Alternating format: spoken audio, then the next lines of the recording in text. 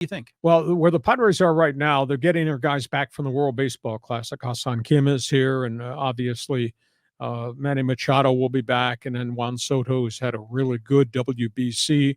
Padres a little bit dinged up in the pitching staff. I'm very concerned about Adrian Morejon. You know, he had so many injuries after he signed out of Cuba. As he came through the Padre farm system, I want to say he had 7 different injuries, and it stretched from shoulder to elbow to forearm to back, things of this nature. And all of a sudden, after 3 appearances in the Cactus League, he comes off the mound, and he's got discomfort in the elbow that had already been surgically repaired. So I don't know whether that's just tendonitis. We can only hope that it's just tendonitis, or whether there's something else going on there, like there's something frayed or there's an impingement. Hopefully there's not a tear of the ligament, but they're in the midst of the MRI, and, you know, we're standing by to see what the end result of that is. They've also lost Craig Stammen at age 39. He's at the end of his career. He had rehab religiously since the middle of last season with a shoulder capsule problem, making a lot of progress. I think he had thrown in 3 different spring training games and had done fairly well. All of a sudden, one pitch, it flares up on him, and they did an MRI, and he's got a tear of the capsule, and you don't come back from that at age 39. It's too bad. One of the really good guys in the clubhouse, and just a pro's pro, very good attitude.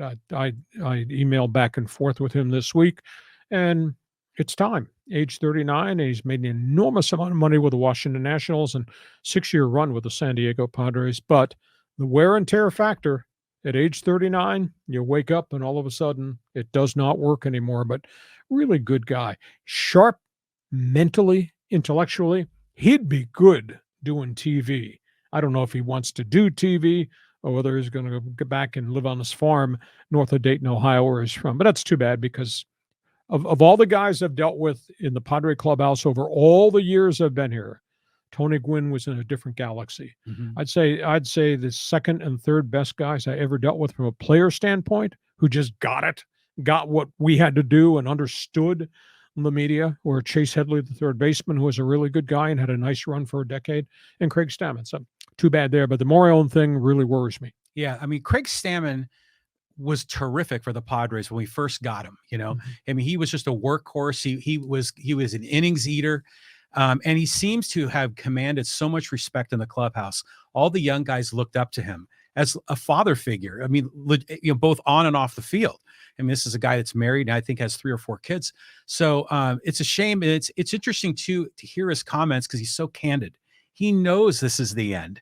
And he just kind of shares that out. He puts it all on the table. Morejon, I was really hopeful for. You know, a few years ago, before that Tommy John surgery, he was the number 5 starter. I think that might have been in the COVID year, maybe. And he looked really good. I thought we're finally going to see this guy perform. And then at the end of last season, in chunks of games at the end, and then in the postseason, he looked pretty dominant in the defined role of short reliever. Yeah. I mean, we spent a lot of money on him, $11 million plus an $11 million penalty. So